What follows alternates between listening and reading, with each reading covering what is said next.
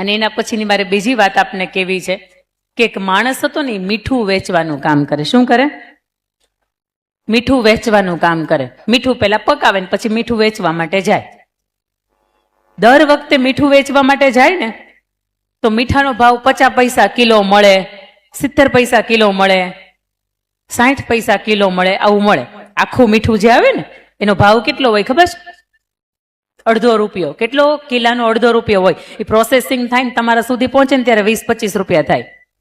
એ આખું જે મીઠું હોય એનો ભાવ આટલો હોય, વધીને કદાચ અત્યારે ₹1-1.5 થયો હશે. એ માણસને ક્યારેક એમ થાય કે હું આજે પગે લાગીને જાઉં ને ભગવાનને તો મને ક્યારેક 90 પૈસા આવે છે. હમણાં મંદી ચાલે છે, લે ને ભગવાનને પગે લાગતો જાવ. એ માણસ ગાડું એક બાજુ મૂકે અને ભગવાનને અંદર પગે લાગવા માટે મંદિરની અંદર જાય. અને અયોધ્યા જેવું મંદિર હશે કે અંદર ગયા પછી ભૂલાઈ જાય કે બહાર ગાડું પડ્યું છે, 2 બળદ બાંધ્યા છે અને ગાડાની અંદર મીઠું ભર્યું છે. માણસ અંદર જાય, ભગવાનની ભક્તિ અંદર એટલો બધો લીન થઈ જાય કે પાછળથી બરાબરનો વરસાદ આવે, મીઠું ઓગળી જાય, એના બળદ ભાગી જાય અને એનું ગાડું હોય ને કાદવની અંદર જઈને ખૂંચી જાય. એ માણસ 25-50 મિનિટ પછી અંદર મંદિરમાંથી બહાર આવે.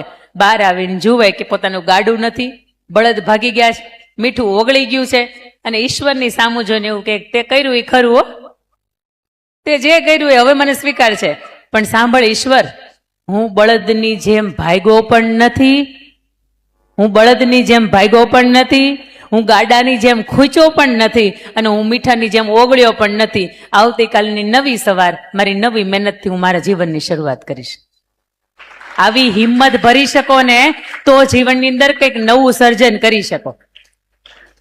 બાકી એક વિષયમાં ફેલ થઈને અરે મરી ગયા, નહીં બેન, તમે જીવો છો, બેન જીવો છો, જાગો જાગો, એક ટ્રાય આવશે, એમાં તમે પૂરક પરીક્ષા આપીને ફરીથી તમે પાસ થઈ શકશો. અહીંયા બેઠેલા વિદ્યાર્થીઓ કેટલામું ધોરણ ભણે છે? 12 સુધીના, 12 સુધી, 10 સુધીના. 12મા વાળા ક્યાં છે? ઓકે. અને આ નાનું ધોરણ? નાનું ધોરણ, હા કે ના? કેટલામું? 6. Okay okay. હવે ખબર પડી ગઈ મારા અમુક તીર ક્યાં મારવાના છે ને, સવારમાં જ ખબર નહોતી. આવો હવે આપણે ABCD તરફ જવું છે.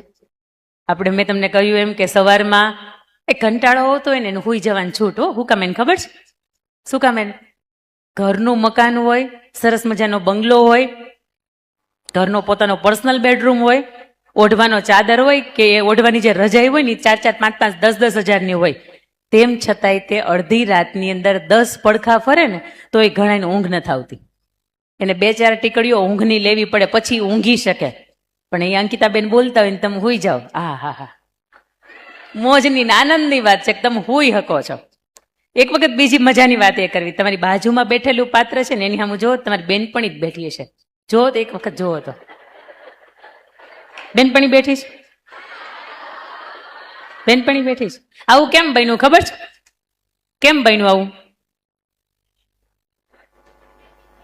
બેનપણી આગળ બેસી ગઈ હતી, હું પાછળ રહી ગઈ હતી. હું ક્યારની વાટ જોતી હતી કે થોડુંક મંચ આગળ પાછળ થાય ને એટલે હું મારી જગ્યા છોડીને દોડીને એની બાજુમાં બેસી જાઉં.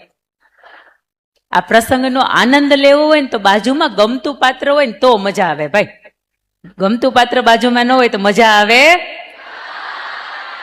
તમે મને આવો હોકારો દેજો એટલે મને મજા આવે. એટલે મને એમ લાગે કે તમે જાગો, તમે સૂતા તો હવે સૂતા નહીં.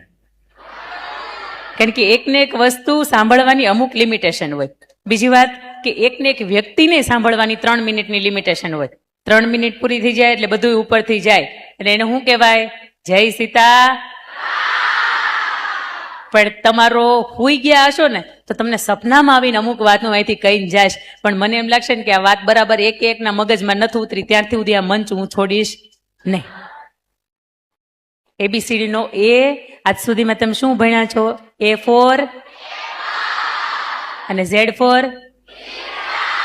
આજની ABCD એવી છે, A ફોર એમ, Z for 0 to hero. Hero બનવું છે ને? બનવું છે ને? શૂન્યમાંથી સર્જન કરવું છે ને?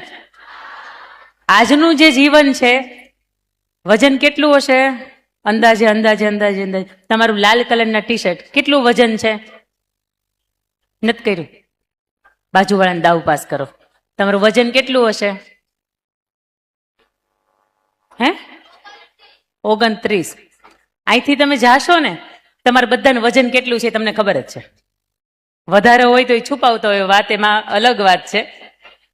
પણ જેટલું પણ વજન છે ને, અહીંથી તમે જાશો ને તો વજનની અંદર કાંઈ ફેરફાર નહીં થાય.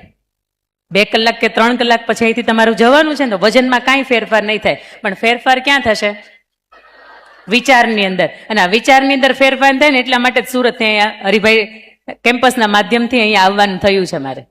બીજી વાત કે કોઈ સ્ત્રીને પૂછવામાં આવે, કોઈ દીકરીને પૂછવામાં આવે કે તારી ઓળખ આપ, who are you, તો તમે શું કહેશો?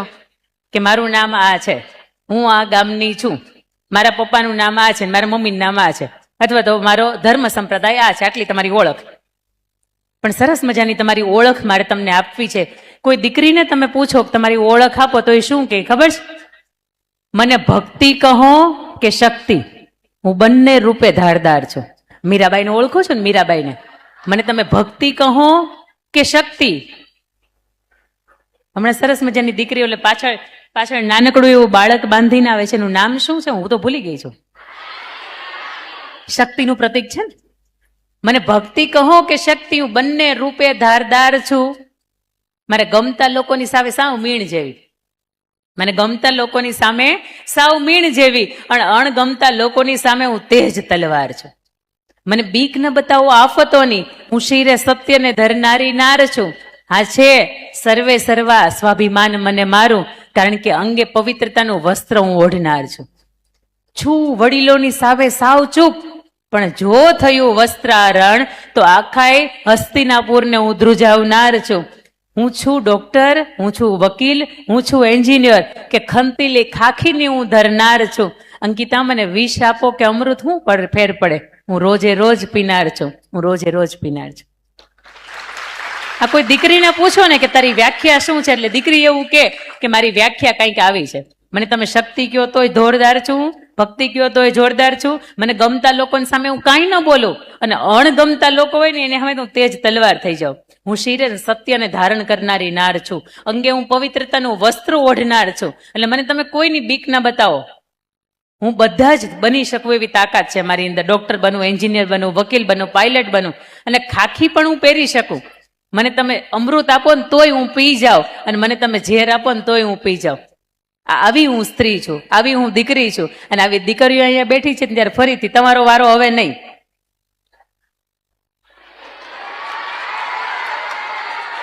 તમે ડાયા છો, તમે મારા વાલા છો ને તમે સમજુ છો ને એટલા માટે. બધી દીકરીઓને ક્યારેય નથી કરતી. આજ સુધીમાં અમે કેટલા સેશન કર્યા છે, પણ એકેય સેશનની અંદર દીકરીઓ બેઠી હોય ને મેં આટલા બધા આવી રીતે ઓવાડા નથી લીધા. ઈશ્વર તમારું અનંત ગણું સારું કરે. A ફોર, હા હવે અહીંયા પૂછો છે A ફોર લક્ષ, તમારો ધ્યેય તમે જે નક્કી કરી રાખ્યો છે ને એમ. એ સવારમાં આપણે સરસ મજાની વાત થઈ હતી ને કે તમે લક્ષ્ય નક્કી કરી રાખ્યો હશે, તમારે શું બનવું છે. આપણે અહીંયા આ બાજુના બાળકોને પૂછીએ, તમે નક્કી કર્યું છે તમારે હું બનવું છે મોટા થઈને? શું નક્કી? પોલીસ બનવું છે? બનીશ, હા બનીશ. તમારે જીપીએસસી ની એક્ઝામ ક્રેક કરવી છે? વાહ. તમારે બેટા black colour T shirt? Yes. Professor બનવું છે? ઓકે. તમે ટીચર બનવું છે? અરે વાહ. તમારે પાછળ ડોક્ટર બનવું છે? અરે વાહ. તમારે કોઈ એવું છે કે જેને નક્કી જ નથી કર્યું? જો હાથ બધા ઊંચા કરવા વાળા, આ લોકોને તમે યાદ રાખજો, આનું કઈ નક્કી નહીં, અઠે ગઠે ગમે બની જાય.